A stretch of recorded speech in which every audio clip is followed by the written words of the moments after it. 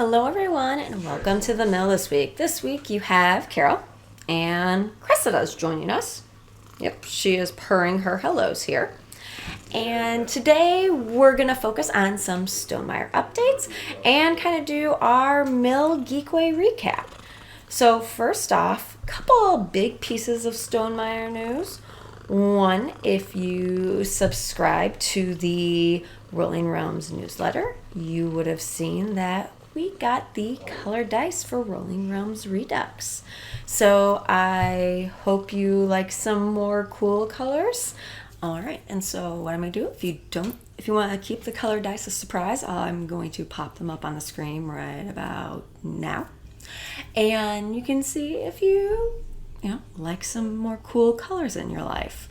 So that was kind of the big fun news for Rolling Realms Redux. The other huge news we got this week was Jamie introduced the expansion to Expeditions, which is the Gears of Corruption. Now, we're not going to talk too much about it this week, but next week we'll start sharing much more and have one of our classic Dusty unboxings.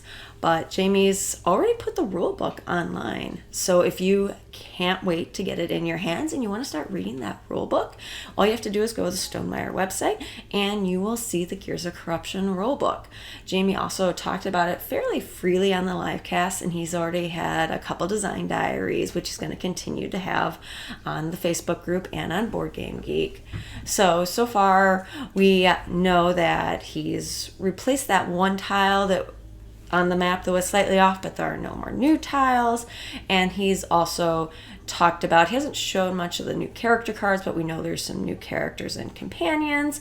We know there's something about a corrupted mech, and we got 2 new mechs, the Mole and the Scarecrow, which he showed off on his live cast. So if you would like to see those, go tune into the live cast. He also has pictures up on the Gears of Corruption Stonemaier page. So pretty much you can find out all you want about Gears of Corruption, and then next week you'll probably start seeing some more content creators with it.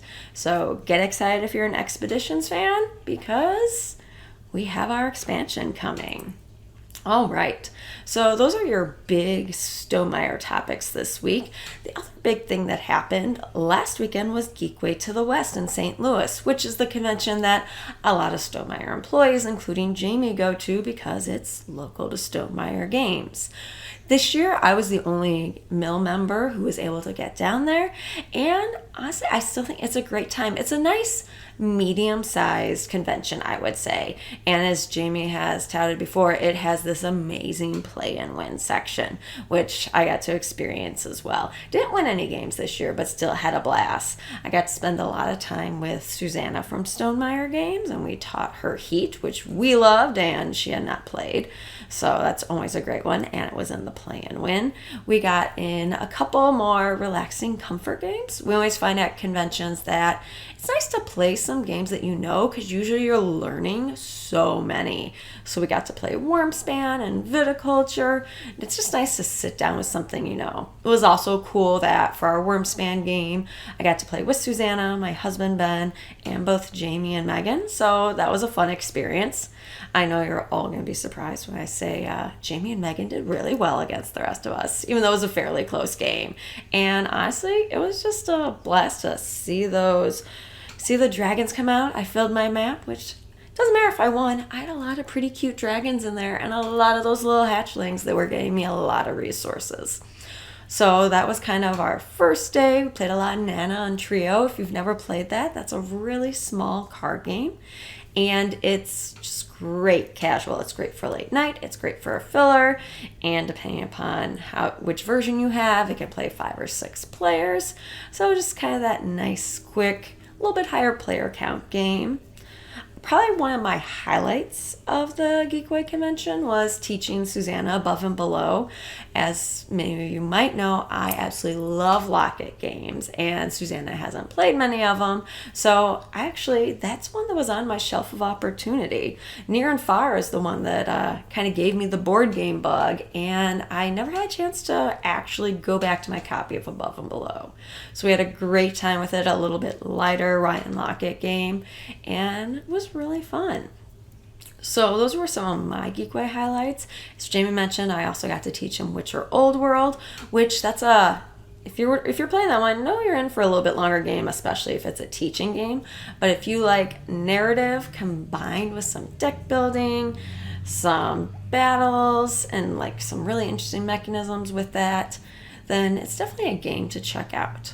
So, as I love narrative games, so I really like how they tie in those narrative event pieces in that one. So that was Witcher Old World, and just in general, it's a very chill convention. You have this massive hall with all these people playing games. You have a small vendor area. You have some people who are doing play tests. I actually ran into Heather Dixon, who was at Design Day. She was there with her game Pistocracy that just finished on Kickstarter, I think, yesterday as of me filming this. So she was there and got to meet some other Stonemaier people. Dave did another great job with the booth. There was beautiful Wormspan and Wingspan banners up, and you could buy so many discs if you're into disc golf. So there was a lot there for whatever you wanted. They have nice upstairs ballrooms. They have what they call fancy gaming, where everyone can dress up, and usually people bring some like fancier games like Obsession, Grand Austria Hotel, things like that. So just a lot of variety. It's definitely a convention I recommend sometime if you have never done it. And always feel free to say hi to anybody Stonemaier there. Jamie meets a lot of people, plays a lot of games with others, and it's a good time. So that's kind of our mill recap for Geekway. If you have any other questions about that, or by next week, we'll be able to start answering questions about Gears of Corruption, because we'll have all played it as well. So if you have any questions, Gears of Corruption, information on Geekway, or anything else, please put it in the comments below. And can't wait to start showing off Gears of Corruption for you next week.